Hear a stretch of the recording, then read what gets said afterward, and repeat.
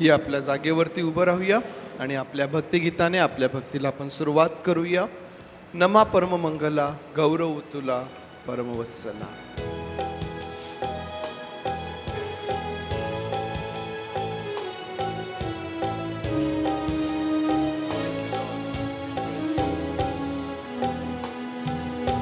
नमा परममंगला गौरव तुला परमवत्सला.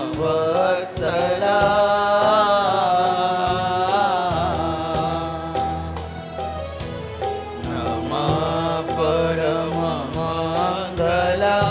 गौरव तुला परमवत्सला.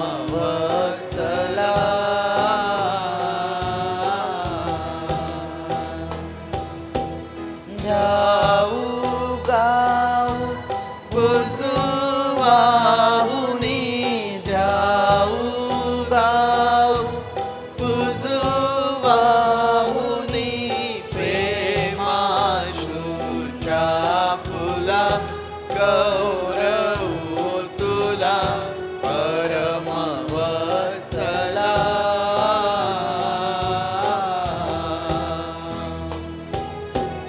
नमा परममंगला गौरव तुला परमवत्सला.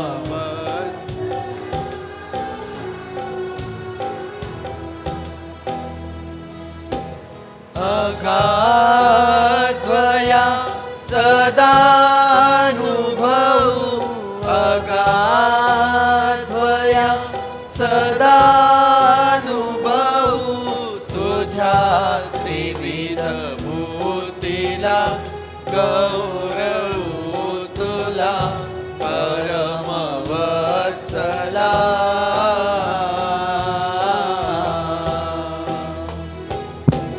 नमा परममंगला गौरव तुला परमवत्सला.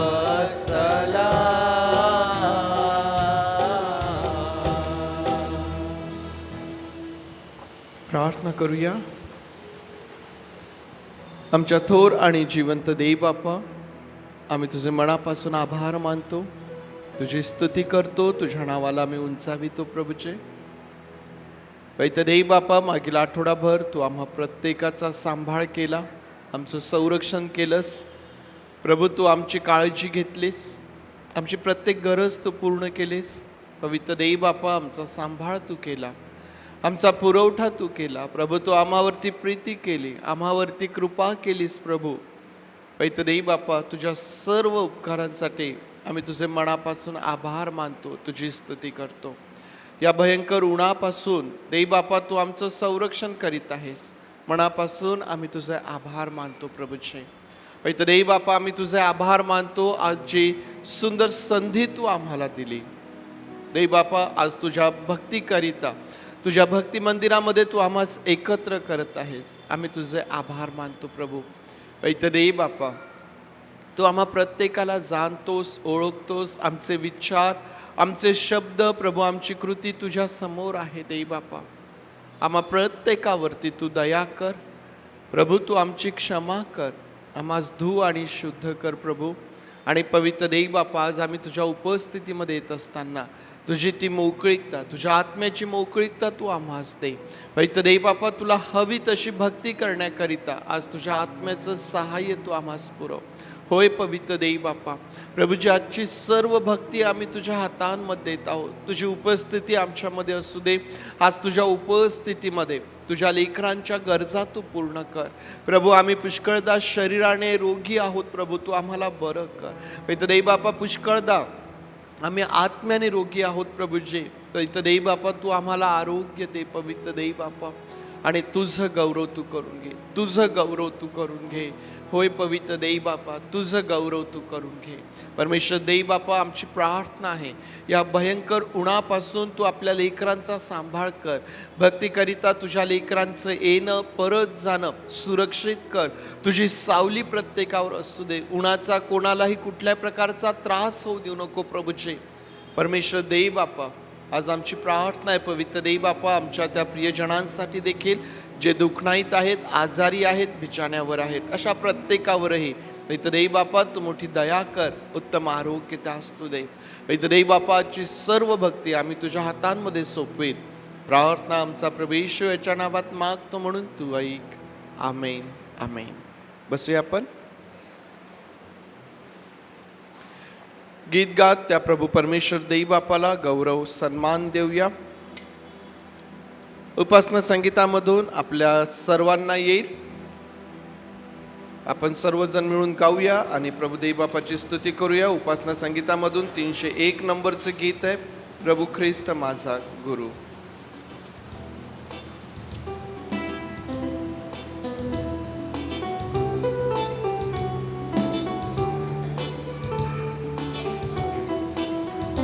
प्रभू ख्रिस्त माझा गुरु, माझ्या जीवनाचे तारू.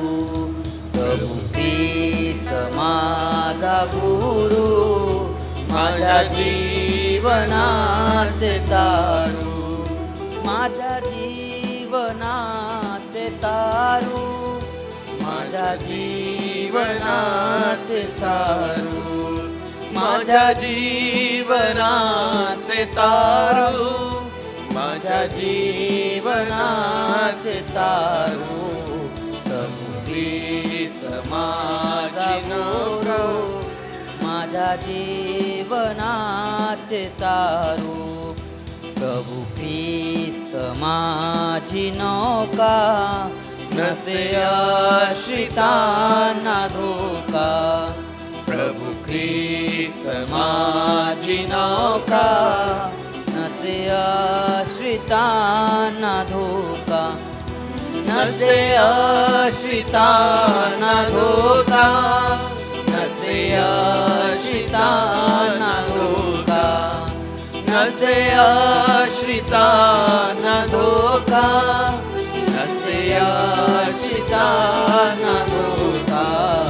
ख्रिस्त माझा गुरु, माझ्या जीवनाचे तारू. ख्रिस्त माझा किल्ला गड, थारा देतो येता जड. ख्रिस्त माझा किल्ला गड, थारा देतो येता जड. थारा देतो येता जड, थारा देतो येता जड. थारा देतो येता जड, थारा देतो येता जड.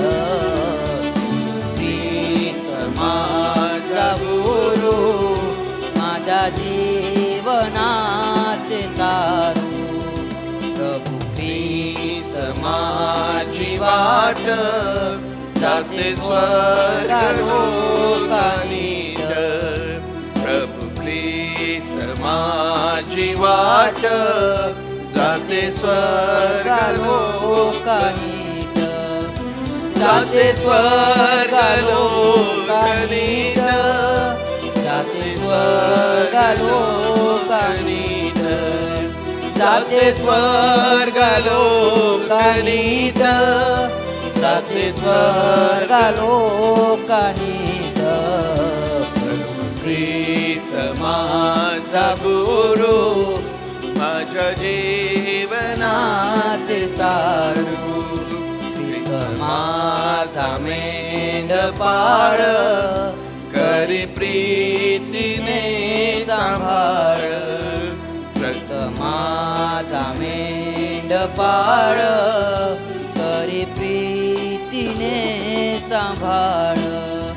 करी प्रीतीने सांभाळ, करी प्रीतीने सांभाळ. करी प्रीतीने सांभाळ, करी प्रीतीने सांभाळ. ख्रिस्त माझा गुरु, माझ्या जीवनाचे तारू. प्रभू ख्रिस्त गुरु माझ्या जीवनाचे तारू. ख्रिस्त माझा किल्ला गड, थारा देतो येता जड. आणि मला असं वाटतं की पुष्कळदा आपल्या जीवनामध्ये हा भार, हा जडपणा आम्ही आमच्या जीवनामध्ये अनुभवत असतो. हा परमेश्वर देव आमचा गड आहे, आमचा किल्ला तो आहे, जो आम्हाला आश्रय देणारा, आमचा सांभाळ करणारा तो आमचा प्रभू परमेश्वर आहे. एवढंच नव्हे तर सांगळे फार सुंदर या ठिकाणी असं म्हणतात की प्रभू ख्रिस्त माझी वाट, जाते स्वर्ग लोका नीट. मार्ग, सत्य आणि जीवन प्रभू येशू ख्रिस्त आहे. आणि जे या ख्रिस्तरूपी मार्गाने आपल्या जीवनाचा प्रवास करतात, प्रियांनो, ही वाट, हा मार्ग आम्हाला स्वर्गामध्ये घेऊन जाणारी आहे. प्रभू येशू ख्रिस्त स्वर्गातून आमच्यासाठी आला आणि परत तो स्वर्गात गेला, ज्या ठिकाणी तो आमच्यासाठी जागा तयार करत आहे.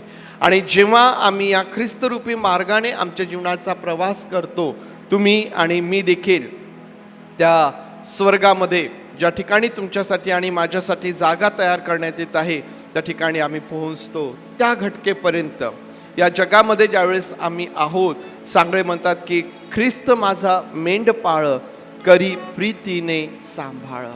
या जगामध्ये आमची काळजी घेणारा जर कोणी आहे, या जगामध्ये आम्हावरती प्रीती करणारा जर कोणी आहे, तर तो आमचा प्रभू ख्रिस्त आहे. जसे आई वडील आपल्या लेकरांना सांभाळतात, प्रीतीने त्यांचा सांभाळ करतात, त्यांची काळजी घेतात, त्यांचा त्रास सहन करतात,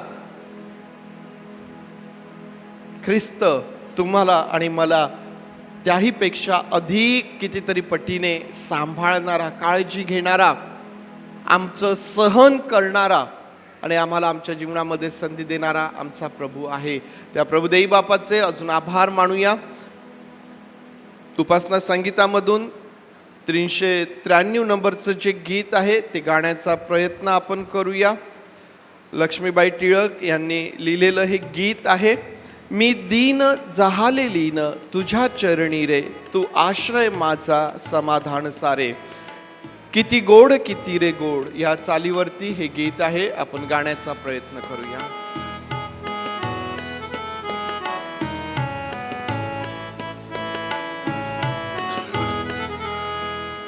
मी दीन जहाले लीन, तुझ्या चरणी रे. मी दीन जहाले लीन, तुझ्या चरणी रे. तू आश्रय माझा समाधान सारे. तू आश्रय माझा समाधान सारे. मी दीन जहाले लीन, तुझ्या चरणी रे. दे मला लाभ आपुला प्रभू दुःखाशी. दे मला लाभ आपुला प्रभू दुःखाशी. हा लाभ लोपवी सकल अनिष्टांशी. हा लाभ लोपवी सकल अनिष्टांशी. मी दीन जहाले लीन, तुझ्या चरणी रे. तव छंद खरा सुकंद, तूच मम माय. तव छंद खरा सुकंद, तूच मम माय. तू बाप सखा, तूच बंधुराय. तू बाप सखा, तूच बंधुराय. मी दीन जहाले दीन तुझ्या चरणी रे, मी दीन झाले लीन तुझ्या चरणी रे. तू आश्रय माझा समाधान सारे, तू आश्रय माझा समाधान सारे, मी लीन झाले दीन तुझ्या चरणी रे. या उपासना पवित्र शास्त्रामधून एक स्तोत्र आपण वाचूया. जेसिका आपल्यासाठी एक स्तोत्र वाचेल. सर्वांना सलाम. आपण स्तोत्रसंहिता 65 वाचूया. हे देवा, सियोनेत तुझी स्तुती हो, तुला केलेले नवसाची फेड तिथे होते.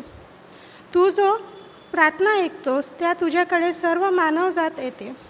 दुष्कर्मांनी मला बेजार केले आहे, तरी तू आमचे अपराध नाहीसे करशील. तुझ्या अंगणात राहण्यासाठी ज्याला तू निवडून घेतोस आणि आपल्या जवळ आणतोस तो धन्य.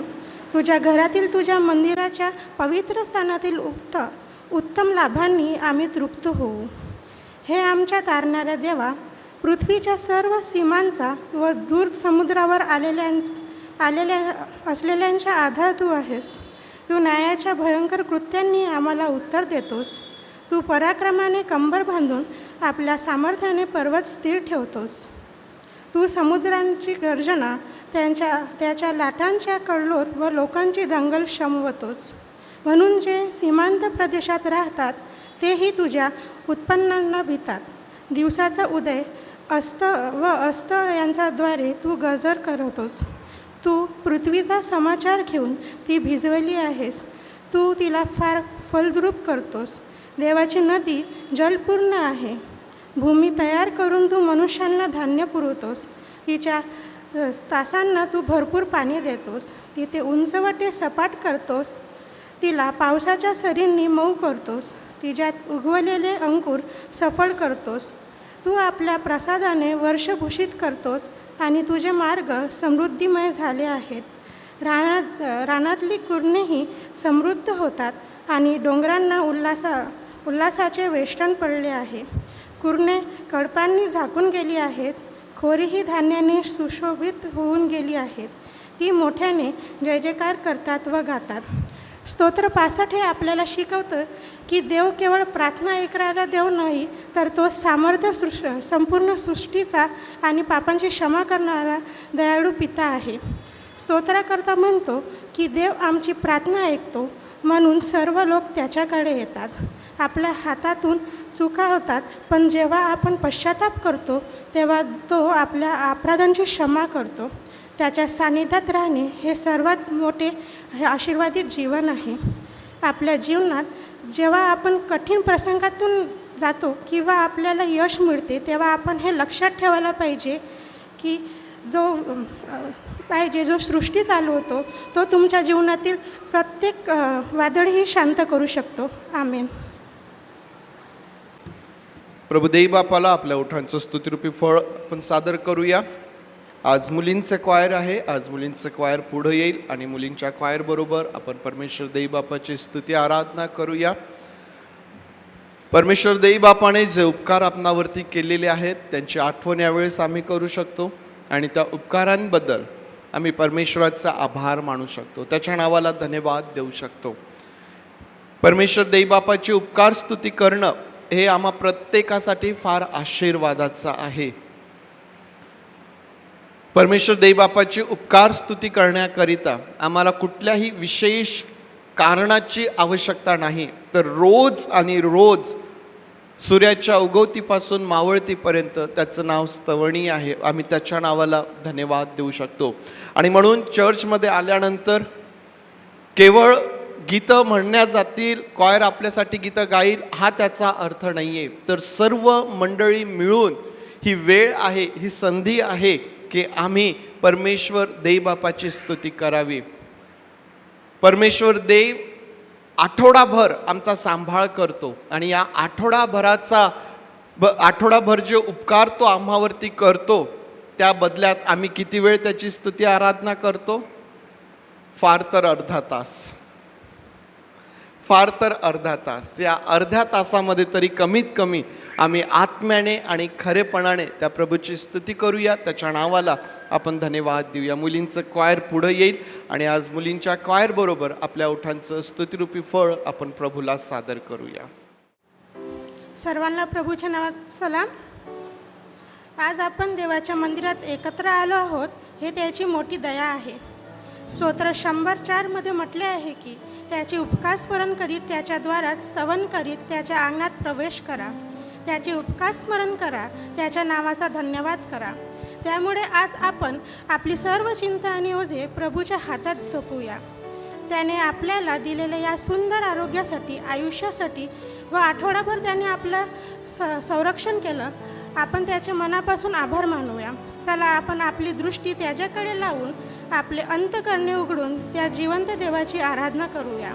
पहिले गीत आपण गाऊया, कारण आपण पात्र नसतानाही त्याने आपल्याला सांभाळले. चला मोठ्या आनंदाने गाऊया ईश्वराची दया किती.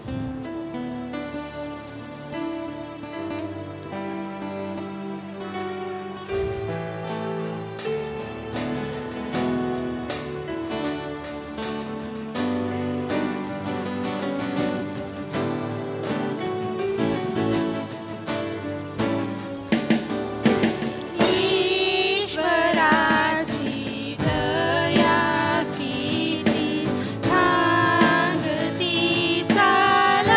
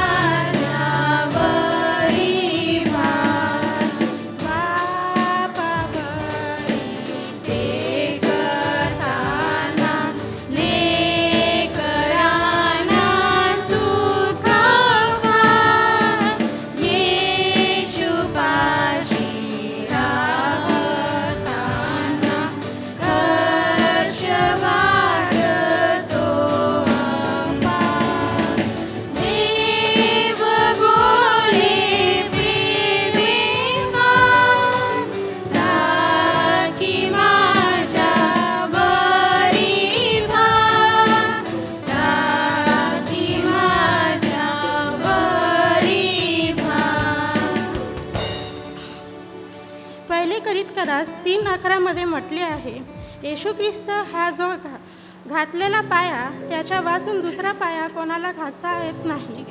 जगातील सर्व गोष्टी दळमळीत होऊ शकतात, पण ज्याच्या पाया ख्रिस्तावर आहे तो कधीही पडणार नाही. तोच आमचा खंबीर किल्ला आणि आशा आहे. या विश्वासाने आपण पुढील गीत गाऊया, ख्रिस्त ह्याची पाया आशेचा खंबीर.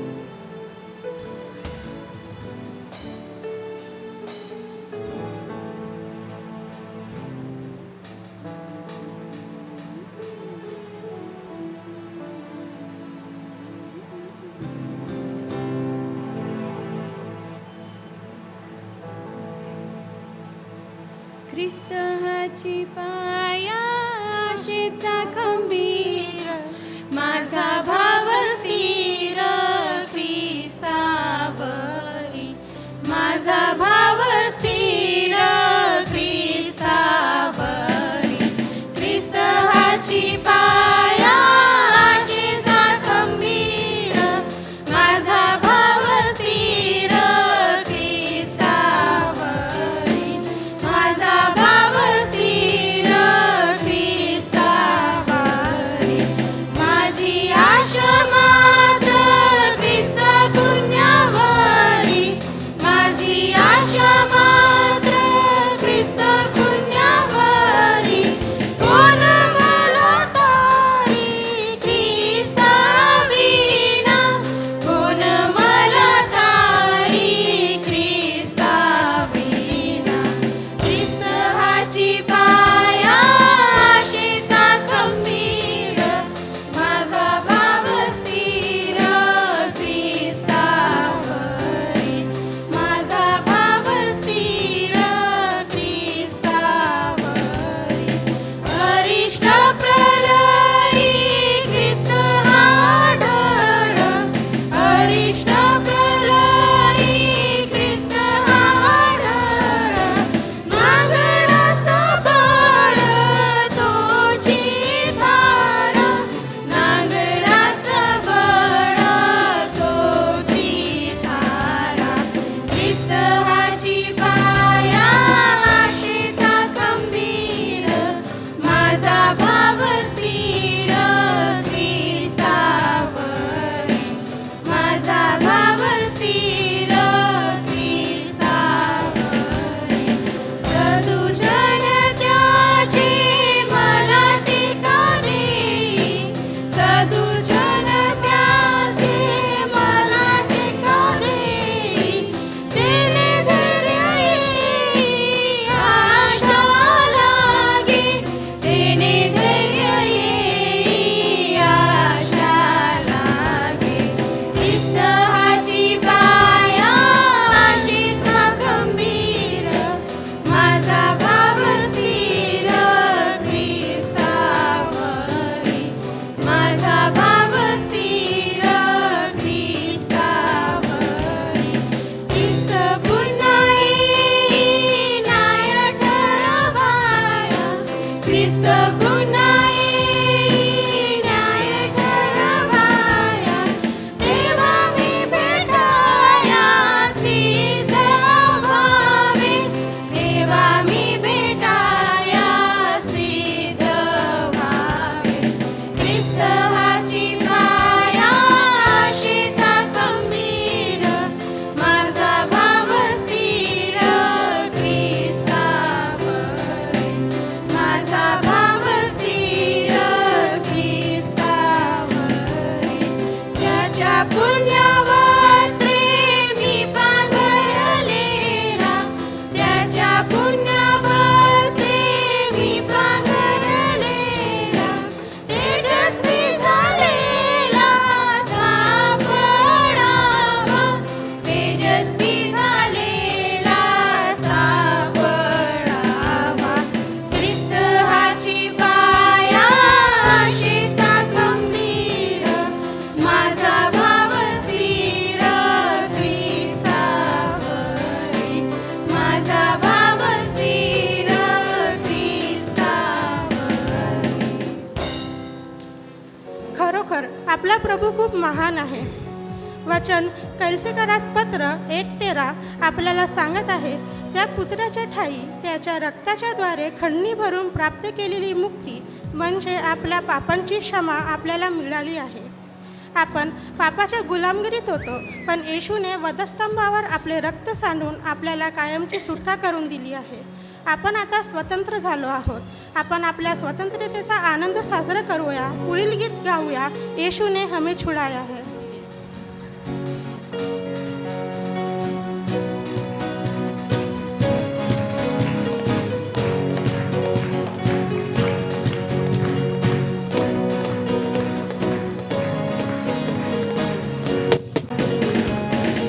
यीशु ने हमें छुड़ाया है पापों के जाल से, यीशु ने हमें बचाया है शैतान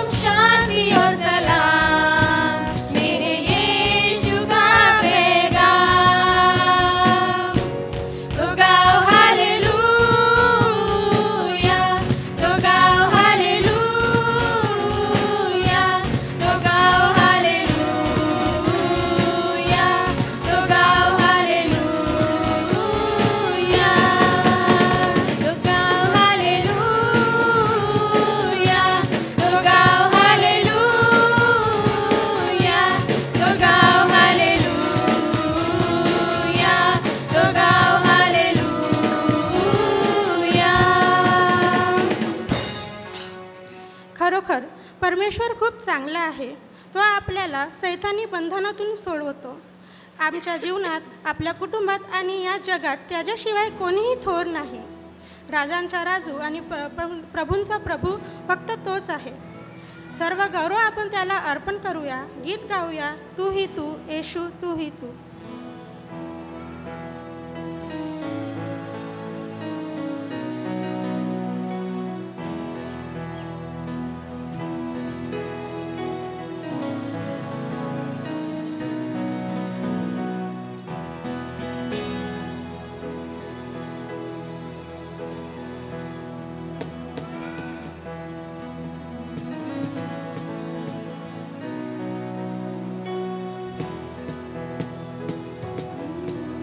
हर सवाल का जवाब तू, हर दर्द का इलाज तू, हर उम्मीद का आशा तू, अंधेरों में उजाला तू, हर सवाल का जवाब तू, हर दर्द का इलाज तू, हर उम्मीद का आशा तू, अंधेरों में उजाला तू.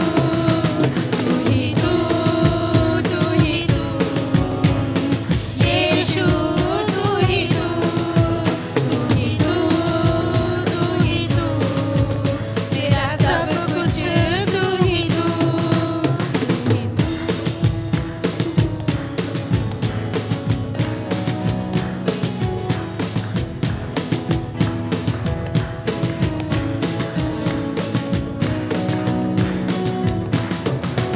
हर समय हर घड़ी साथ न छोड़े वो कभी, बात छोटी हो या बड़ी, देगा यीशु तुझे आजादी. हर समय हर घड़ी साथ न छोड़े वो कभी, बात छोटी हो या बड़ी, देगा यीशु तुझे आजादी.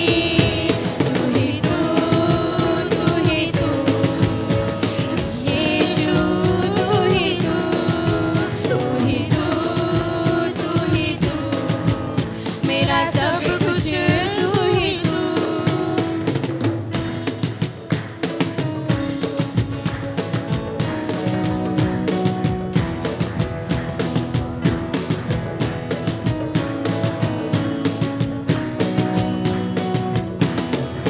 कुछ नहीं चाहिए, सिर्फ यीशु काफी है. कुछ नहीं चाहिए, मुझे यीशु काफी है. कुछ नहीं चाहिए, सिर्फ यीशु काफी है. कुछ नहीं चाहिए, मुझे यीशु काफी है. कुछ नहीं चाहिए, सिर्फ यीशु काफी है. कुछ नहीं चाहिए, मुझे यीशु काफी है.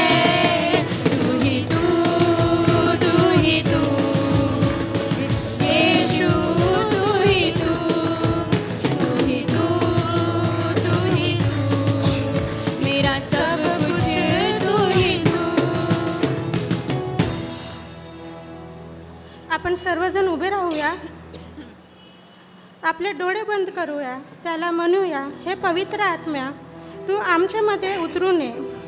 तुझे सामर्थ्य आमच्या हृदयात स्पर्श करू दे. प्रार्थनेत जात असताना आपण गीत गाऊया, उतरा उतरा ए रूहे पाक उतरा.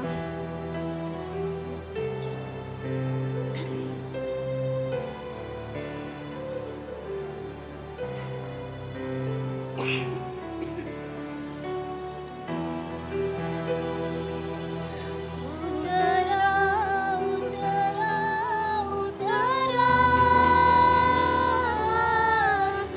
हे रूहे पाक उतरा.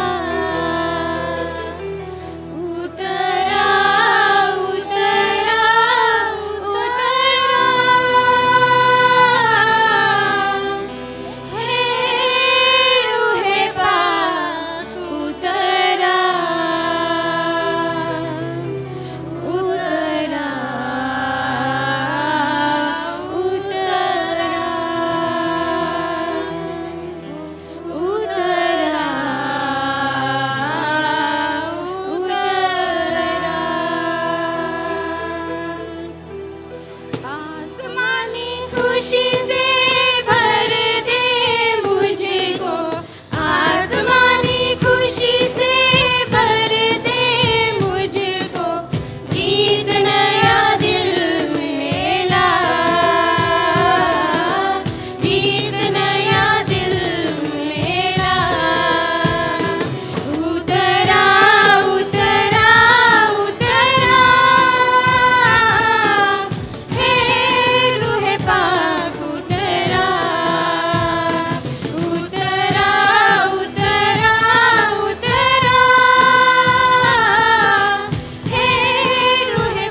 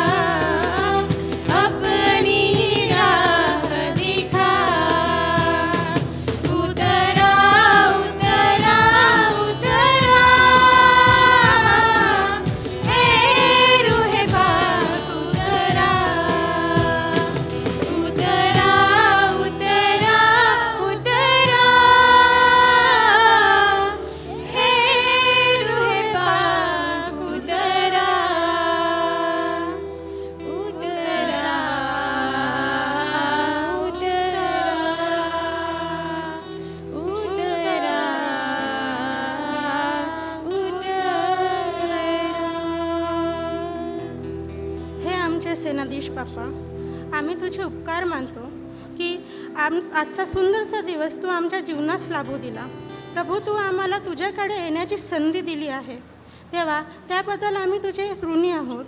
आमचा विश्वास आहे की या क्षणी तू तुझ्या पवित्र आत्म्याच्या द्वारे आमच्यामध्ये उपस्थित आहेस. गेल्या दिवसांमध्ये आमच्या काही चुका, पाप, अपराध झाले असतील त्यांना क्षमा करून आम्हाला शुद्ध कर दे बाप्पा. जे सर्वजण इथे उपस्थित आहे त्यांना तू आशीर्वादित कर. जे मार्गात आहेत त्यांचे मार्गे मोकळे तू कर व त्यांना इथे घेऊन ये दे बाप्पा.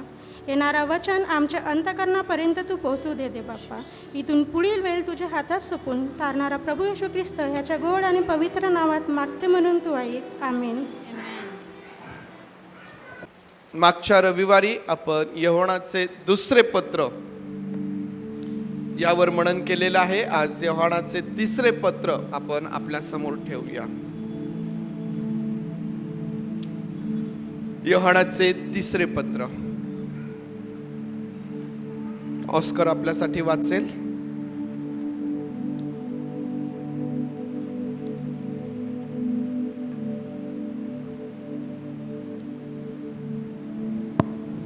प्रिय गायस याला, तुझ्यावर खरी प्रीती करणारा वडील याच्याकडून. प्रिय बंधू, जसा तुझा आत्मा स्थूस्थितीत आहे तसे तुला सर्व गोष्टीत स्थूस्थिती व आरोग्य असावे अशी मी प्रार्थना करतो. कारण तू सत्याने चालतोस अशी तुझ्याविषयी बंधुजनांनी येऊन साक्ष दिली, त्यावरून मला अत्यानंद झाला. माझी मुले सत्यात चालतात हे ऐकून मला आनंद होतो, तितका दुसऱ्या कशानेही होत नाही. प्रिय बंधू, अनोखळी बंधुजनांसाठी तू जे काही करतोस, अनोळखी बंधुजनांसाठी तू जे काही करतोस ते विश्वासपणाने करतोस. त्यांनी मंडळीसमोर तुझ्या प्रीतेविषयी साक्ष दिली. देवाला आवडेल अशा रीतीने तू त्यांना वाटे लावशील तर बरे करशील. कारण ते परराष्ट्रीय लोकांपासून काही एक न घेता ख्रिस्ताच्या नावासाठी बाहेर पडले आहेत. म्हणून आपण अशांचा पाहुणचार करावा, म्हणजे आपण सत्यामध्ये त्यांचे सहकारी होऊ. मी मंडळीला थोडेसे लिहिले, परंतु तिच्यामध्ये अग्रगण्य होण्याची लालसा धरणारा दियत्रफेस हा आमचा स्वीकार करत नाही. यामुळे मी आलो तर जी कृत्य करतो त्यांची आठवण देईल. जो आमच्या विरुद्ध द्वेषबुद्धीने भाष्कळ बडबड करतो तेवढ्याने त्यांचे समाधान होत नाही, आणि तो बंधुजनांचा स्वीकार स्वतःही करत नाही, आणि जे त्यांचा स्वीकार करू इच्छितात त्यांनाही तो मना करतो व मंडळी बाहेर घालवून देतो. प्रिय बंधू, वाईटाचे अनुकरण करू नको, तर चांगल्याचे कर. चांगले करणारा देवापासून आहे, वाईट करणाऱ्याने देवाला पाहिलेले नाही. देमेत्र्याविषयी सर्वांनी व स्वतः सत्यानेही चांगली साक्ष दिली आहे. आम्हीही साक्ष देतो आणि आमची साक्ष खरी आहे हे तुला ठाऊक आहे. मला तुला पुष्कळ लिहायचे होते, पण ते शाईने व लेखीने लिहिण्याची माझी इच्छा नाही. तर मी तुला लवकर भेटेन अशी मला आशा आहे, तेव्हा आपण समक्ष बोलू. तुला शांती असो. मित्रमंडळी तुला सलाम सांगतात. मित्रमंडळीचा ज्याचा त्याचा नावाने सलाम सांग. थँक्यू. देवबाप ही वचने आपणासाठी आशीर्वादाची करोत. प्रार्थना करूया. थोर आणि जिवंत देव बापा, मनापासून आम्ही तुझे आभार मानतो, तुझी स्तुती करतो, तुझ्या नावाला उंचावितो प्रभू. तुझ्या उपस्थितीमध्ये आम्ही आहोत प्रभू, आणि आज जी वचने आम्ही वाचलेली आहेत प्रभू, या वचनांवर मनन करत असताना तू आमचं सहाय्य कर. वैत देव बापा, आमचं मार्गदर्शन कर, आम्हाला शिकव, आम्हास बोध कर, आमची सुधारणूक तू कर, आणि पवित्र देव बापा, तुला हवा तसा आकार तू आम्हास दे. तुझं वचन देव बापा हे स्वतःच सर्व प्रकारच्या सामर्थ्याने भरलेलं आहे, जे आमचं आरोग्य आहे, जे आमचं अन्न आहे, जे आम्हाला सबळ करतं प्रभू, ते तुझं काम आम्हा प्रत्येकाच्या जीवनात तू कर. आम्ही सर्वस्वी तुझ्या अधीन होतो, आणि प्रार्थना आमचा प्रभू याच्या नावात मागतो म्हणून तू ऐक. आमेन. आमेन. मागच्या रविवारी आपण योहानाचे दुसरे पत्र यावरती मनन केलं, आणि निवडलेली बाई व तिची मुले हा विषय आपण आपल्या समोर घेतला आणि या माध्यमातून मंडळी आणि मंडळीचे सभासद यांच्या जीवनासंबंधाने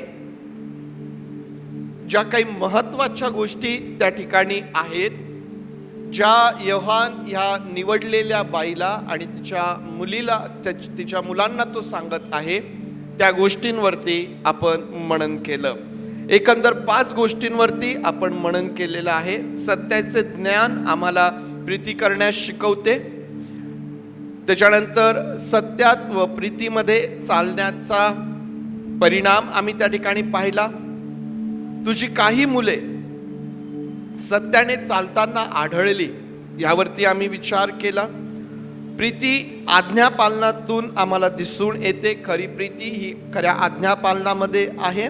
आणि खोटे शिक्षक यांच्या संबंधाने ज्या काही सूचना या निवडलेल्या बाईला आणि तिच्या मुलांना देण्यात आलेल्या आहेत यावरती आपण मनन केलेलं आहे. आज योहानाचं 3रं पत्र आपल्या मननासाठी आपण समोर घेतलेलं आहे आणि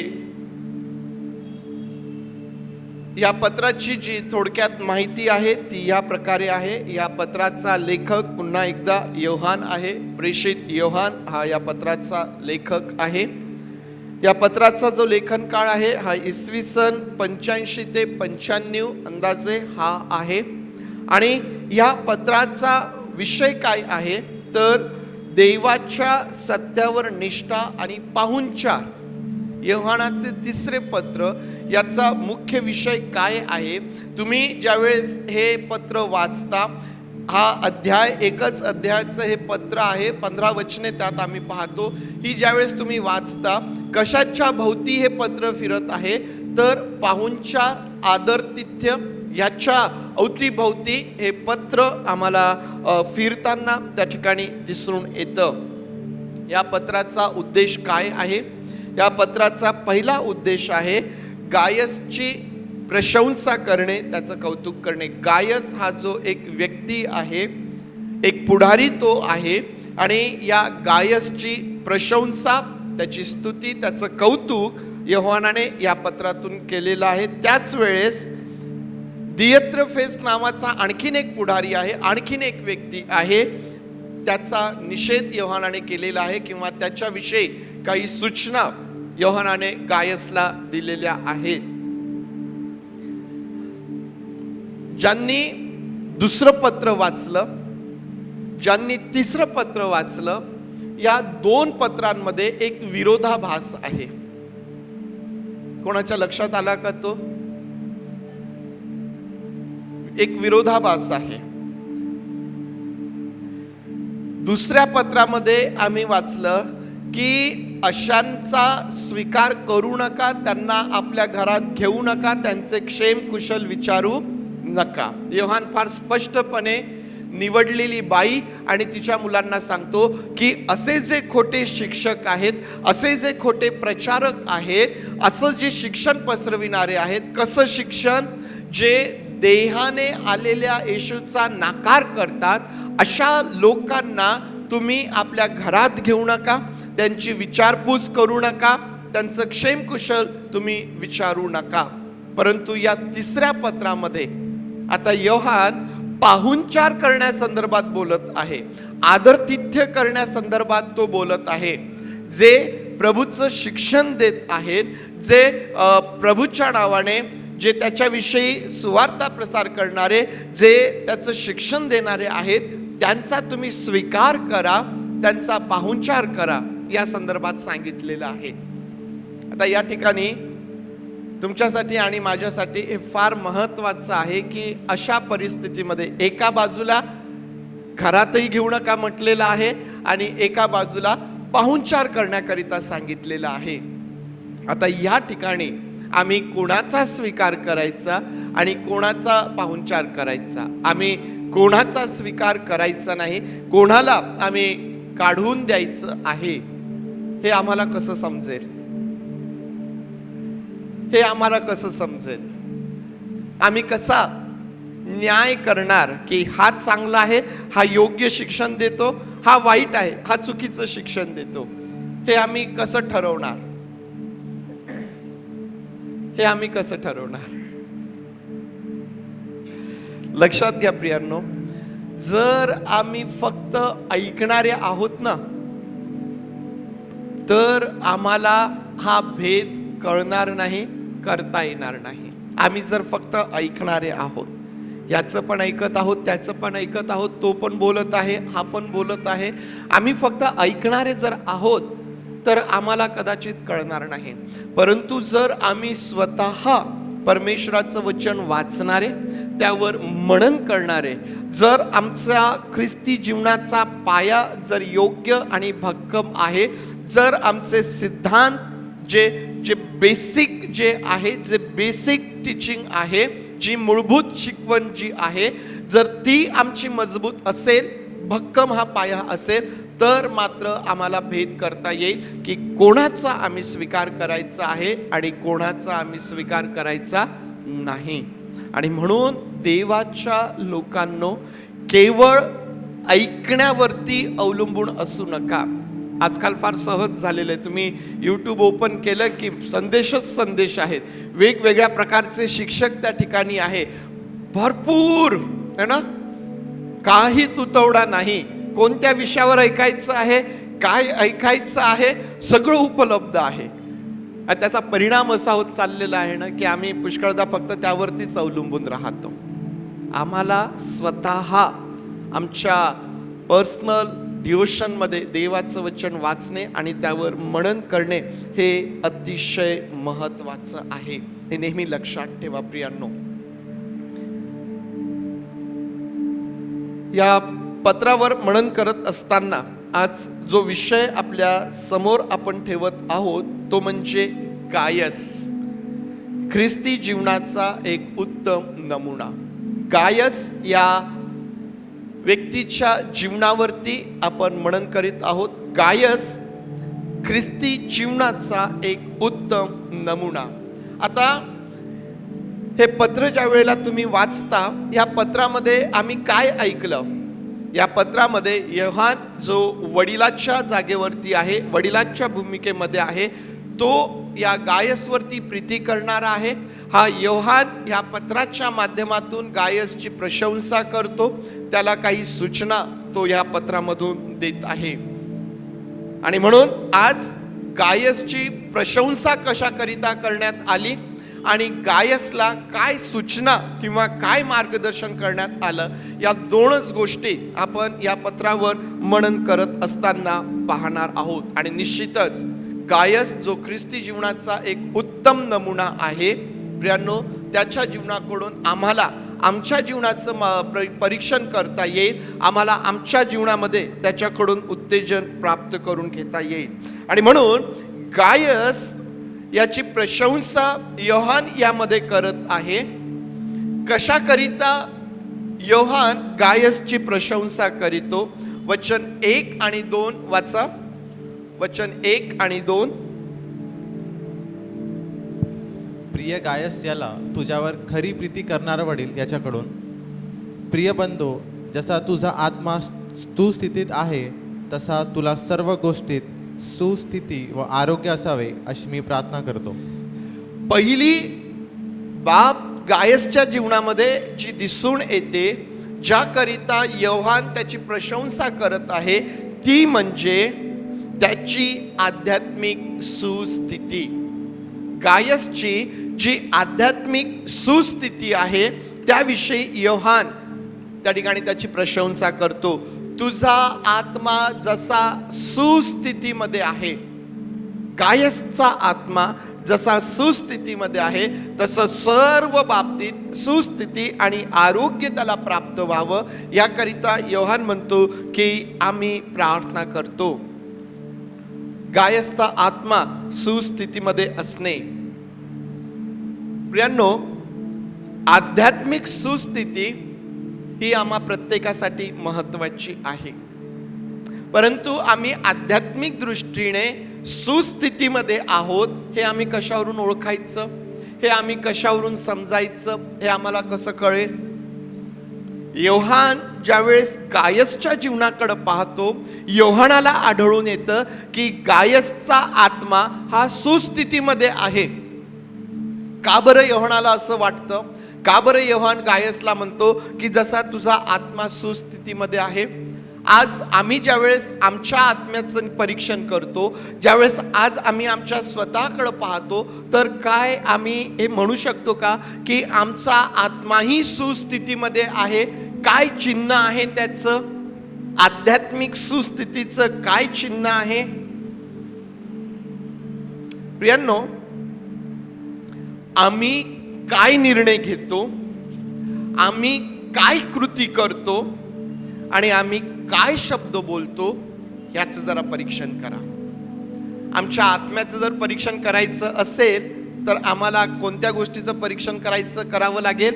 आम्ही काय निर्णय घेतो, आम्ही काय कृती करतो, किंवा आमच्या मुखातून कशा प्रकारचे शब्द निघतात यांचं परीक्षण आम्हाला करावं लागेल.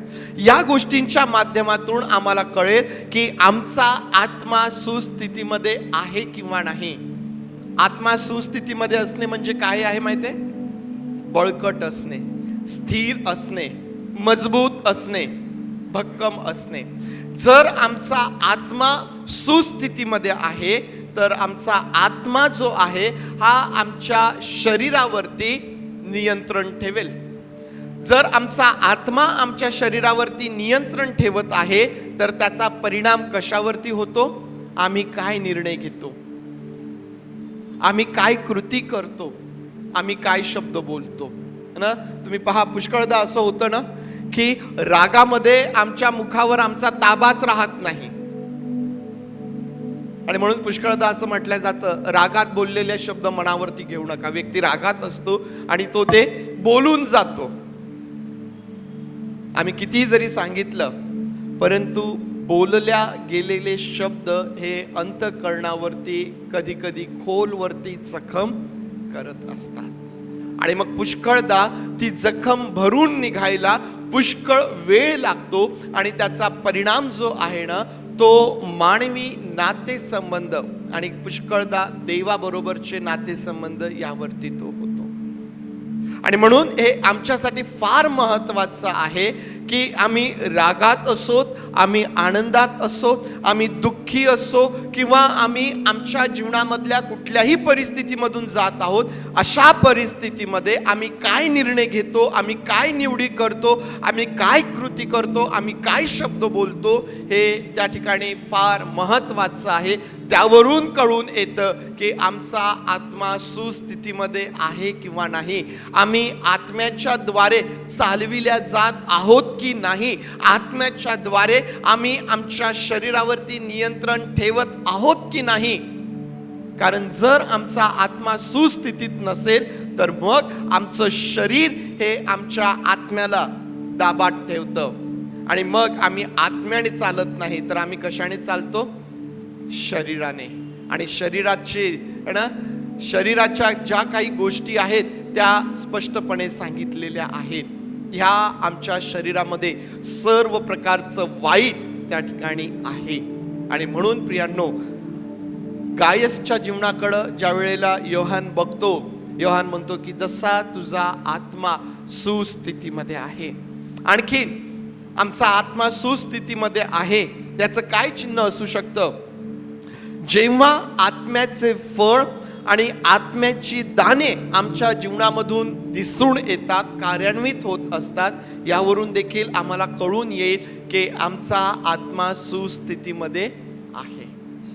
आत्म्याची फळं किती आहेत? आत्म्याची दाणं किती आहेत? एकदम आवाज कमी झाला. आत्म्याची फळं किती आहे? जोरात 9. आत्म्याची दाणं किती आहेत? मग हा गोंधळ का? हे कन्फ्युजन का? आत्म्याची फळंही 9 आहेत, आत्म्याची दाणेही त्या ठिकाणी 9 सांगितलेली आहेत, है ना? आमच्या जीवनामध्ये, माझ्या जीवनामध्ये आत्म्याची किती फळं दिसून येतात? हा प्रश्न आम्ही स्वतःला करायचा. माझ्या जीवनामध्ये आत्म्याची किती दाणे दिसून येतात? हा प्रश्न मी माझ्या स्वतःला करायला पाहिजे.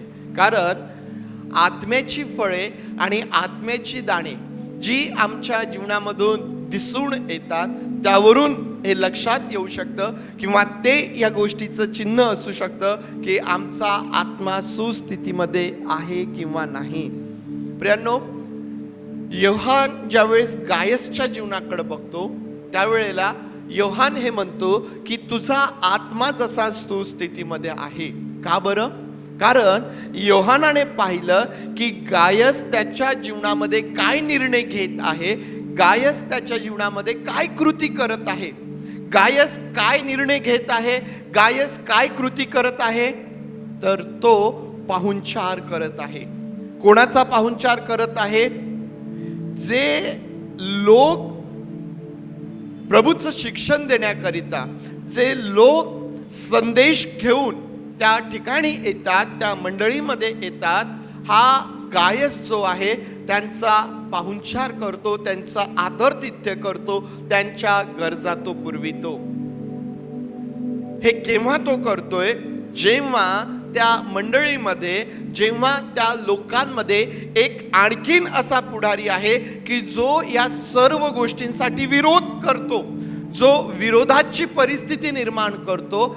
अशा त्या विरोधाच्या परिस्थितीमध्ये, अशा त्या प्रतिकूल परिस्थितीमध्ये गायस काय निर्णय घेतो, गायस काय कृती करतो, तर तो या लोकांचा पाहुणचार त्या ठिकाणी तो करत आहे. या लोकांचा पाहुणचार तो त्या ठिकाणी करतो. प्रियांनो, प्रतिकूल परिस्थितीमध्येच आमचे निर्णय, आमची कृती आणि आमचे शब्द जे आहेत ना, ते खऱ्या अर्थाने पारखल्या जात असतात. समजलं का मी काय बोललोय? प्रतिकूल परिस्थितीमध्येच खऱ्या अर्थाने आमची पारख होत असते. जेव्हा सगळं काही सुरळीत आहे, जेव्हा सगळं काही नियंत्रणात आहे, जेव्हा आम्ही आमच्या कम्फर्ट झोनमध्ये आहोत, त्यावेळेला पुष्कळदा ही जी बाब आहे ती आम्हाला नाही समजून येत आणि आम्हाला असं वाटतं की आम्ही खूप भक्कम आहोत.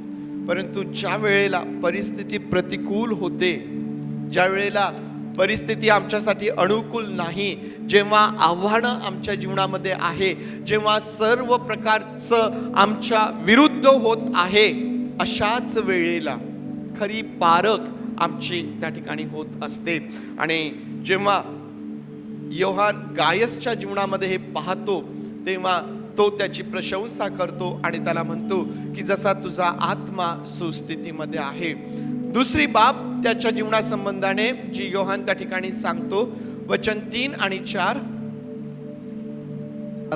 कारण तू सत्याने चालतोस अशी तुझ्याविषयी बंधुजनांनी येऊन साक्ष दिली, त्यावरून मला अत्यानंद झाला.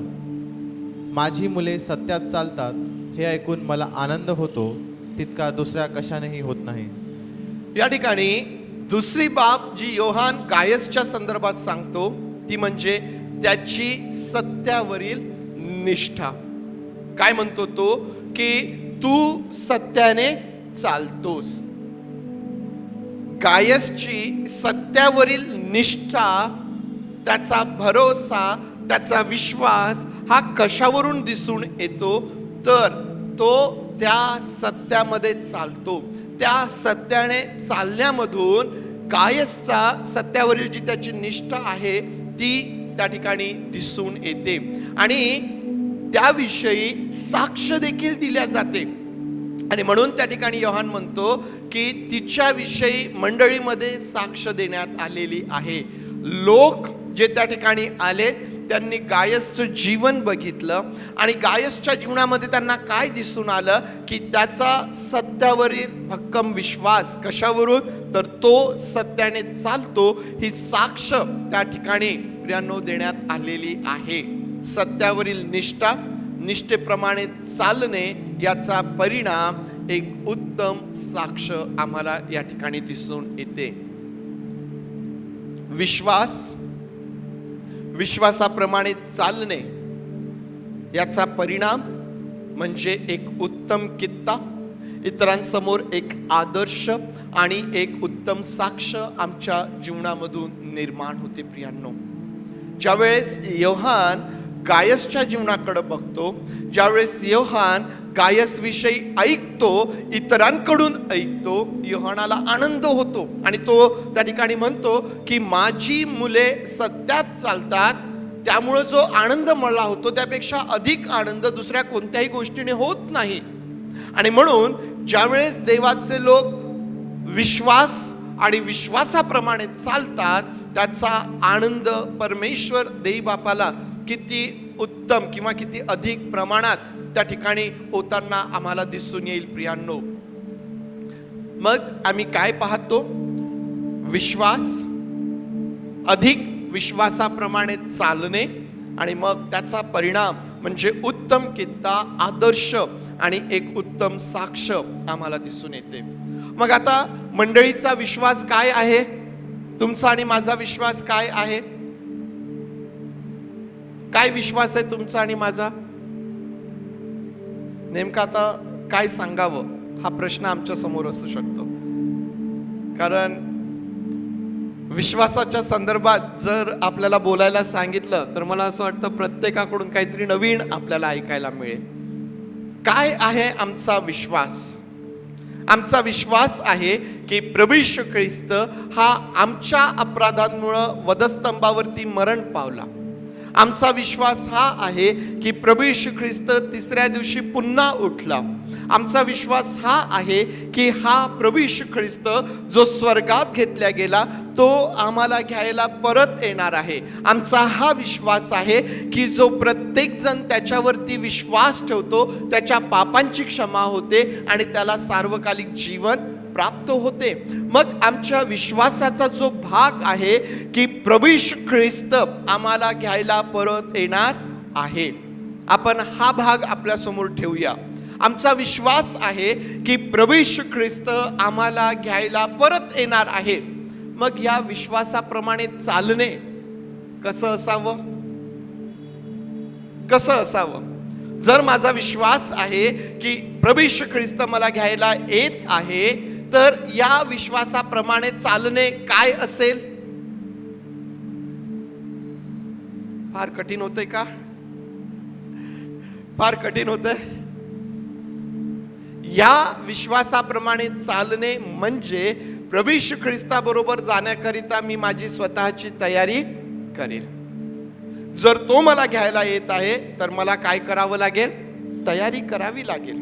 उन्हाळ्याच्या सुट्ट्या सुरू आहेत, बऱ्याच जणांचे रिझर्वेशन झालेले असतील, बरेच जण पॅकिंग करत असतील है ना, वेगवेगळे प्रोग्राम्स, वेगवेगळे फंक्शन आमच्या समोर असतील. कदाचित कोणी घ्यायला येत असेल किंवा आम्ही जात असणार. परंतु या सगळ्या गोष्टीसाठी आम्ही काय करतो? तयारी करतो. तयारी करतो. मग जर आमचा विश्वास आहे की प्रभू येशू ख्रिस्त मला घ्यायला येणार आहे, तर मला त्याकरिता माझ्या स्वतःची तयारी करणं हे त्या ठिकाणी फार महत्त्वाचं आहे. पुष्कळदा आमच्या जीवनामध्ये ही अडचण असते की आम्ही म्हणतो आमचा विश्वास आहे, परंतु आमची कृती मात्र ही अगदी त्याच्या अपोजिट असते. का बरं? आज ख्रिस्ती जीवनाचा प्रभाव जगावरती पडत नाही. का बरं? ख्रिस्ताकडून मिळालेला प्रकाश आमच्या जीवनामधून इतरांना प्राप्त होत नाही. का बरं? आज एक ख्रिस्ती म्हणून मी जगत असतानाही माझं जीवन प्रभावशाली नाही. त्याचं सगळ्यात मोठं कारण हे आहे की आम्ही विश्वास तर म्हणतो, परंतु त्या विश्वासाप्रमाणे आम्ही कृती करत नाही. आणि ती कृती न करणे याचा परिणाम आमच्या जीवनामधून कुठल्याही प्रकारचा खित्ता नाही, कुठल्याही प्रकारचा आदर्श नाही, आमच्यासाठी कुठल्याही प्रकारची चांगली साक्ष नाही. आमचं जीवन प्रभावशाली नाही. त्याचं हे फार मोठं कारण आहे की आम्ही विश्वास तर ठेवतो, परंतु त्या विश्वासाप्रमाणे आम्ही आमच्या जीवनामध्ये कृती करत नाही. आम्ही आमच्या जीवनामध्ये कृती करत नाही.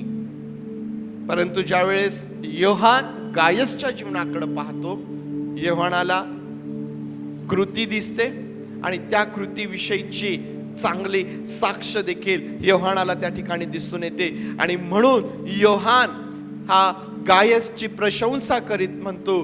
पहिली गोष्ट तो म्हणतो की जसा तुझा आत्मा सुस्थितीमध्ये आहे. त्यानंतर तो म्हणतो की सत्यावरील तुझी जी निष्ठा आहे, तू सत्याप्रमाणे चालतोस, याकरिता तो त्याची प्रशंसा करतो. आणि मग तिसरी गोष्ट जो गायसच्या संदर्भात तो सांगतो, वचन 5 आणि 8. प्रिय बंधू, अनोळखी बंधुजनांसाठी तू जे काही करतोस ते विश्वासूपणाने करतोस. म्हणून आपण अशाचा पाहुणचार करावा, म्हणजे आपण सत्यामध्ये त्याचे सहकारी होऊ. 5 ते 8.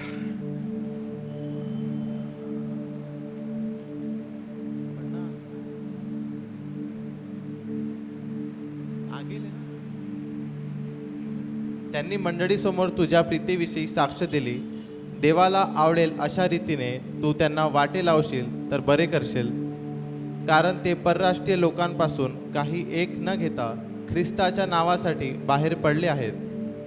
म्हणून आपण अशांचा पाहुणचार करावा, म्हणजे आपण सत्यामध्ये त्यांचे सहकारी होऊ. या ठिकाणी तिसरी बाब जी योहान गायसच्या संदर्भात सांगतो की तो देवाच्या सेवकांचा, तो निरोप्यांचा पाहुणचार तो त्या ठिकाणी करतो. आणि गायसच्या या चांगल्या कृतीसाठी योहान त्याची दखल घेतो आणि गायसची प्रशंसा करतो. आणि तो म्हणतो की तू विश्वासूपणे हा पाहुणचार करतो. आणि कोणाचा पाहुणचार करतो विश्वासूपणे? अनोळखी बंधूंचा, ज्यांना गायस ओळखत नाही अशा लोकांचाही गायस जो आहे हा विश्वासूपणे त्या ठिकाणी पाहुणचार करतो, त्यांची विचारपूस करतो, त्यांची गरज गायस त्या ठिकाणी पूर्ण करतो. प्रियांनो, हे एक गोष्ट या ठिकाणी समजून घेणं फार महत्वाचं आहे की जरी ते लोक गायस करिता अनोळखी आहेत, परंतु ज्या माध्यमातून ते त्या ठिकाणी येत आहे तो माध्यम गायससाठी अनोळखी नाही. समजत आहे ना? ही गोष्ट फार महत्वाची आहे की जरी ते अनोळखी आहेत त्याच्यासाठी, परंतु अधिकृत माध्यमांकडून ते त्या ठिकाणी आलेले आहेत. ही गोष्ट त्या ठिकाणी आम्ही लक्षात घ्यावी. आम्ही कोणाचा पाहुणचार करावा, आम्ही कोणाचं स्वागत करावं, हा प्रश्न ज्यावेळेस आम्ही आमच्या स्वतःला विचारतो त्यावेळेला हे आम्हाला समजायला पाहिजे की ज्या व्यक्तींचा स्वीकार आम्ही करत आहोत ते कोणत्या माध्यमातून येत आहेत. योहान हा या ठिकाणी फार स्पष्टपणे गायसची प्रशंसा करतो की तू अनोळखी बंधूंचा पाहुणचार करतो, परंतु हे अनोळखी बंधू त्या ठिकाणी कोणी पाठवलेले आहेत? योहानाने त्यांना त्या ठिकाणी पाठवलेलं आहे. मंडळीला शिक्षण देण्याकरिता, मंडळीला निरोप देण्याकरिता पत्र घेऊन असेल, लेखी स्वरूपात असेल, किंवा तोंडी संदेश असेल, किंवा जो काही निरोप असेल, किंवा जे काही शिकवण त्या ठिकाणी द्यायची असेल, त्याकरिता योहानाने त्यांना त्या ठिकाणी पाठवलेलं आहे. आणि म्हणून अनोळखी बंधूंचं स्वागत करणे याचा हा अर्थ घेऊ नका की कोणीही प्रभूचं नाव घेऊन येईल आणि त्या व्यक्तीला आम्ही घरात घ्यावं, हा त्याचा अर्थ नाही. अनोळखी बंधू जरी असला तरी आम्हाला त्याचा अधिकृत जे माध्यम आहे तो कोठून आला, कोणापासून आला, त्याची पार्श्वभूमी काय आहे, त्याचं बॅकग्राऊंड काय आहे, त्याचा विश्वास काय आहे, त्याचे सिद्धांत काय आहेत, या गोष्टी आम्हाला माहीत असणं फार महत्त्वाचं आहे. कारण जर आम्ही या गोष्टींकडे दुर्लक्ष करतो आणि कोणालाही जेव्हा आम्ही आमच्या घरात येतो ना, ते आपल्या मुखामध्ये प्रभूचं नाव घेऊन येतात, हातामध्ये पवित्र शास्त्र त्यांच्या असतं, परंतु ते काही असे विचार आमच्या अंतःकरणात पेरून जातात की ते विचार आमची आध्यात्मिक उन्नती करत नाही, तर ते विचार आमच्या मनामध्ये संशय आणि प्रश्न निर्माण करत असतात. आणि म्हणून आम्हाला अशा लोकांपासून सांभाळून राहणे, सावध राहणे त्या ठिकाणी महत्त्वाचं आहे. गायस हा अनोळखी बंधूंचा पाहुणचार करत आहे, परंतु जरी ते लोक गायससाठी अनोळखी आहेत, परंतु त्यांना ज्याने पाठवलेलं आहे तो योहान मात्र गायस करिता अनोळखी नाही. योहान कोण आहे? योहान हा 12 शिष्यांपैकी एक जण आहे. योहान कोण आहे? जो अधिकृत त्या ठिकाणी आहे. योहान कोण आहे की ज्याला स्वतः प्रभू येशू ख्रिस्ताने त्याला अधिकृत त्या ठिकाणी केलेलं आहे. आणि अशा या अधिकृत माध्यमातून ज्यावेळेस लोक त्या ठिकाणी येतात, हा गायस त्यांचा पाहुणचार करतो, हा गायस त्यांची विचारपूस करतो, त्यांची गरज तो त्या ठिकाणी भागवितो. आणि म्हणून त्याकरिता हे सगळं काम तो विश्वासूपणे करतो. म्हणून योहान गायसची स्तुती प्रशंसा त्या ठिकाणी करतो. तो असं म्हणतो आणखीन की देवाला आवडेल अशा रीतीने, देवाला आवडेल अशा रीतीने पाहुणचार तर करत आहे, परंतु कसा करत आहे? देवाला आवडेल अशा रीतीने. विश्वासूपणे तर करतच आहे, देवाला आवडेल अशा वृत्तीने देखील तो करत आहे. हे आमच्यासाठी फार महत्वाचं आहे. बरं, प्रभू येशू ख्रिस्ताने आम्हाला जी गोष्ट शिकवलेली आहे ती पुन्हा आम्हाला या ठिकाणी शिकायला मिळते. काय सांगितलं प्रभू येशू ख्रिस्ताने? नियमशास्त्रात तुम्हाला असं सांगितलेलं आहे, परंतु मी तर सांगतो की जर तुम्ही मनातही विचार केला तरी तुम्ही पाप केलेला आहे. या ठिकाणी देखील तसंच आहे. पाहुणचार तर केल्या जात आहे, परंतु पाहुणचार कशा वृत्तीने, कशा उद्देशाने केल्या जात आहे हे सगळं कुठं आहे? मनामध्ये आहे. मनामध्ये आहे. परमेश्वर देव कशाने संतुष्ट होतो? आमच्या मनामध्ये काय आहे. मनुष्य तर कृती पाहतो, परंतु परमेश्वर देव आत्मेतोलून पाहतो. आम्हाला सेवा तर करायची आहे, परंतु ही सेवा देवाला आवडेल अशी करायची आहे. आणि जर देवाला आवडेल अशी सेवा करायची आहे, देवाला आवडेल असा पाहुणचार जर करायचा आहे, तर प्रियांनो आमचं अंतःकरण हे त्या ठिकाणी स्पष्ट आणि सरळ असायला पाहिजे. जर आमच्या मनात काहीतरी वेगळं आहे, परंतु आम्ही कृतीत काहीतरी करत आहोत आणि उद्देश मात्र आमचा भलताच काहीतरी आहे, तर प्रियांनो ते निश्चितच देवाला संतुष्ट करणारं, देवाला आवडणारं त्या ठिकाणी होऊ शकत नाही. योहान म्हणतो की असं केल्याने आम्ही सत्यामध्ये त्यांचे सहकारी होतो, सहभागी होतो. परत दुसऱ्या पत्रामध्ये योहान म्हणतो की असं केल्याने तुम्ही दुष्कर्माचे भागीदार होता. दुसऱ्या पत्रामध्ये योहान काय म्हणतो? असे केल्याने तुम्ही दुष्कर्माचे भागीदार होता. कोणाच्या दुष्कर्माचे भागीदार होता? जे येशूचा, जे देहाने आलेल्या येशूचा स्वीकार करत नाही अशा लोकांचा ज्यावेळेस तुम्ही स्वीकार करता, जे लोक तुम्हाला खोट्या शिक्षणामध्ये भुलविण्याचं काम करतात, अशा लोकांचा ज्यावेळेस तुम्ही स्वीकार करता, तेव्हा तुम्ही त्यांच्या त्या दुष्कर्माचे भागीदार होतात. आणि म्हणून त्यांना घरात घेऊ नका. परंतु या ठिकाणी ज्यावेळेस अधिकृत माध्यमातून आणि ज्यावेळेस देवाचं शिक्षण, देवाची सुवार्ता ही योग्य रीतीने त्या ठिकाणी होत आहे आणि ज्यावेळेस त्यामध्ये तुमचा आणि माझा सहभाग आहे, तर योहान म्हणतो की आम्ही सत्यामध्ये आम्ही त्यांचे सहभागी त्या ठिकाणी होत असतो. कारण प्रभू येशू ख्रिस्त काय म्हणतो?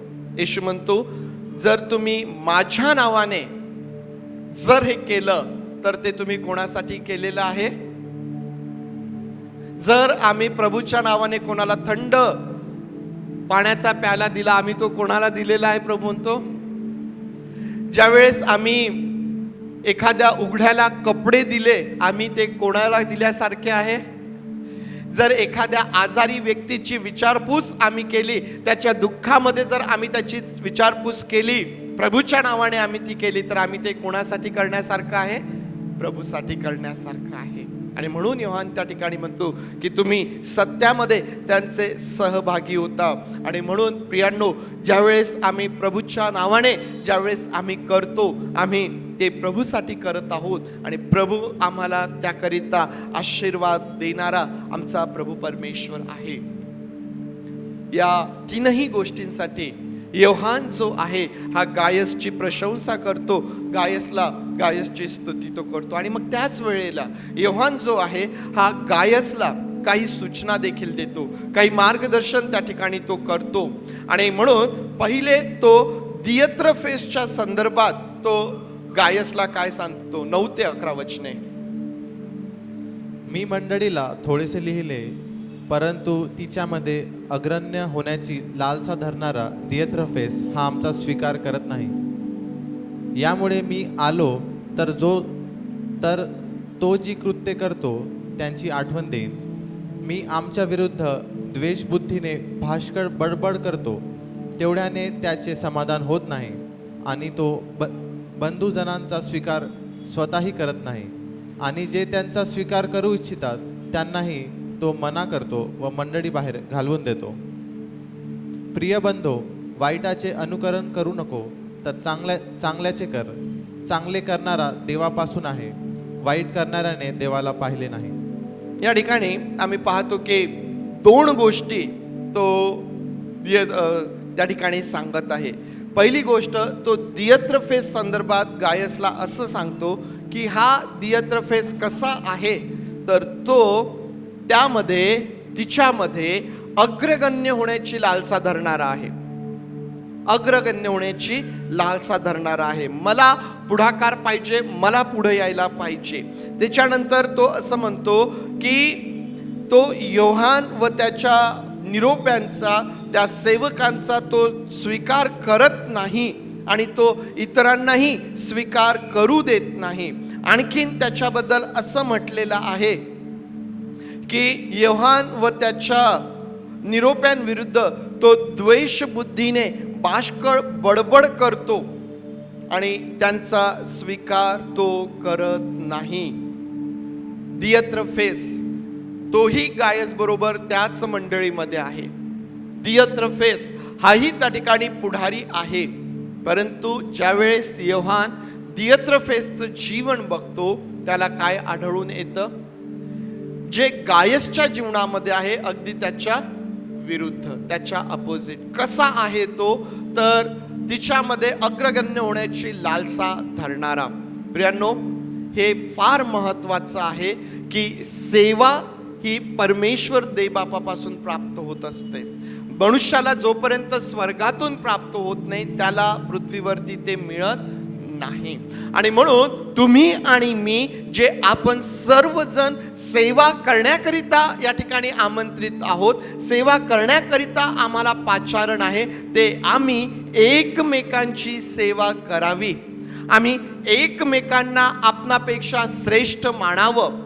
परंतु जेव्हा याच्या विरुद्ध त्या ठिकाणी होतं, ज्यावेळेला आम्ही एकमेकांची सेवा करत नाही, ज्यावेळेस आम्ही एकमेकांना श्रेष्ठ मानत नाही, ज्यावेळेस आम्ही आमच्या स्वतःलाच श्रेष्ठ मानू लागतो, प्रियांनो, मग त्या ठिकाणाहून सैतानाला संधी त्या ठिकाणी प्राप्त होत असते. आणि दियत्रफेसच्या बाबतीत तेच घडत आहे.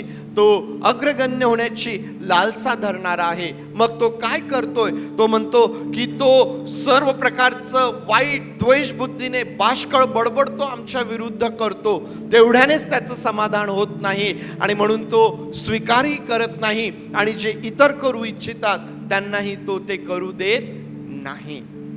अशा प्रकारचं जीवन हे ख्रिस्ती जीवनाचा जो उत्तम नमुना आहे त्याच्या अगदी विरुद्ध आहे. आणि गायस देखील त्या ठिकाणी आहे आणि म्हणून तो गायसला या गोष्टीची सूचना देतो की त्याने काय करावं.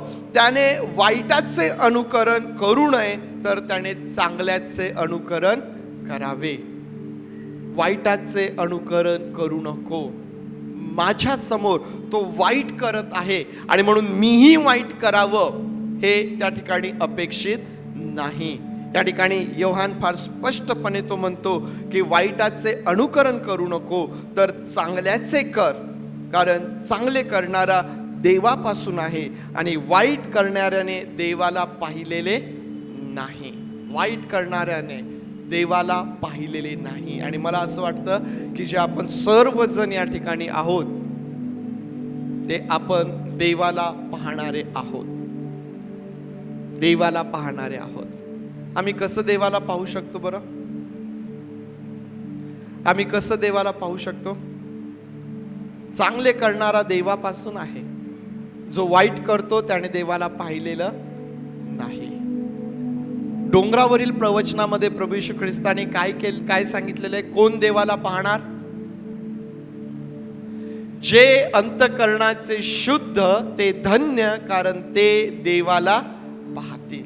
आम्ही मंडळीमध्ये वावरत असताना, आम्ही मंडळीमध्ये सेवा करत असताना जर आमचं अंतकरण देवाच्या दृष्टीने शुद्ध आहे तर आम्ही निश्चित त्याला पाहणार.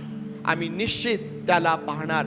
परंतु जर आमचं अंतकरण शुद्ध नाही तर ही आमच्याकडून अपेक्षा आहे की आम्ही ते प्रभूला समर्पित करावं, याकरिता की प्रभूने त्याच्या वचनांच्या द्वारे, त्याच्या आत्म्याच्या द्वारे आमच्या अंतकरणाला शुद्ध करावं, जेणेकरून आम्ही त्याला पाहू शकतो. प्रियांनो, या 2 सूचना या ठिकाणी योहान गायसला देतो. दियत्रफेसच्या वाईटाबद्दल तो त्याला सावध करतो. त्याचं अनुकरण त्याने करू नये, चांगलं त्याने करावं म्हणून तो त्या ठिकाणी करतो.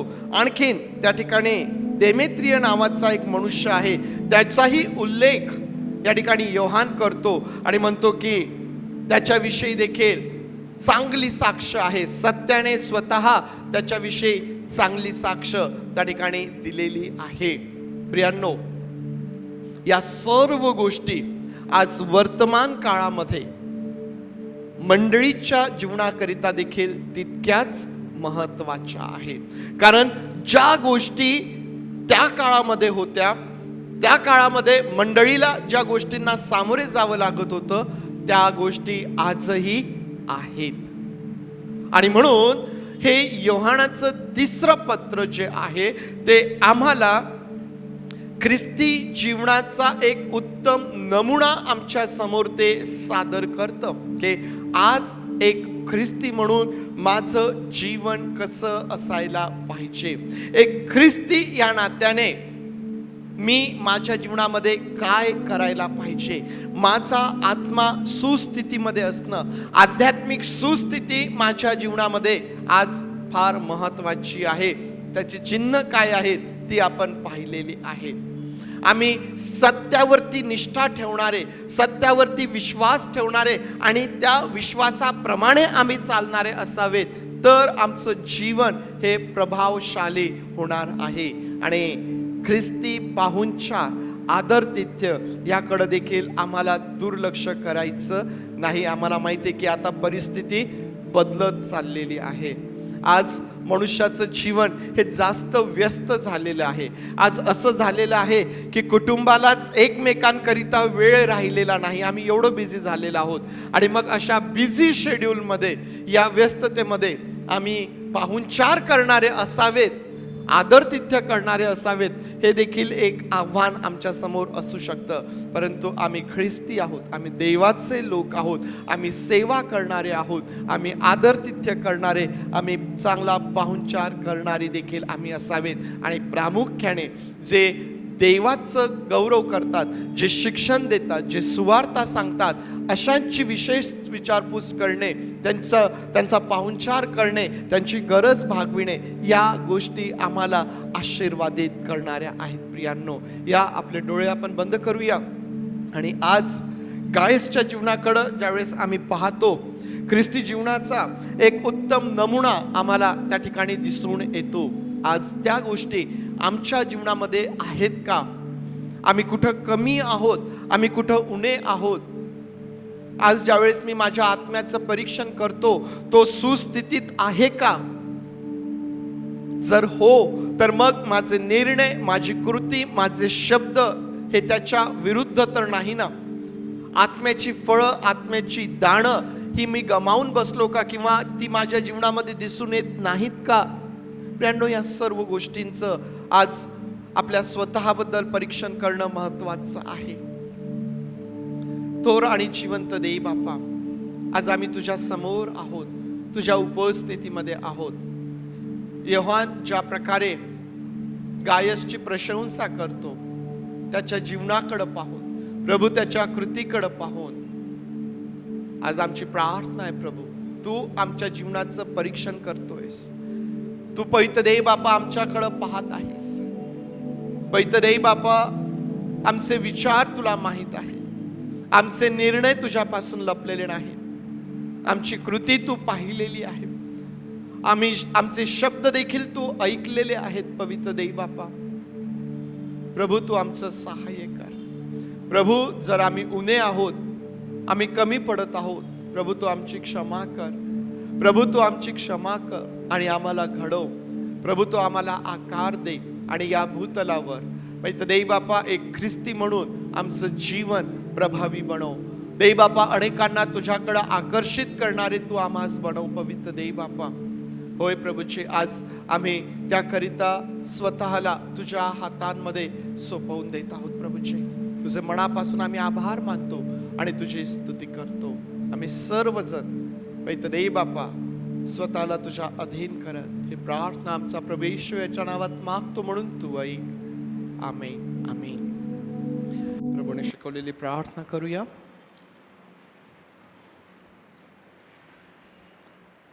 हे आमच्या स्वर्गातील बापा, तुझे नाम पवित्र मानले जाव. तुझे राज्य जसे स्वर्गात तसेच पृथ्वी. तुझ्या इच्छेप्रमाणे आमचे रोजची भाकर आज आम्हास दे. आणि जसे आम्ही आमच्या ऋणास ऋण सोडले आहे, तसेच तो आमचे ऋणे आम्हास सोड. आणि आम्हास परीक्षेत आण नकोस, तर आम्हास वाईटापासून सोड. कारण की राज्य, सामर्थ्य आणि गौरव हे सर्व काळ तुझेच आहे. आमेन.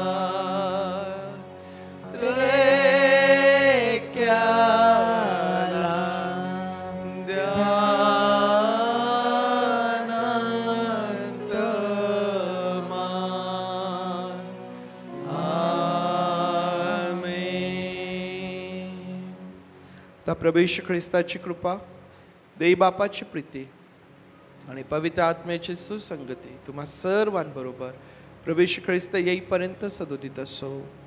आमेन.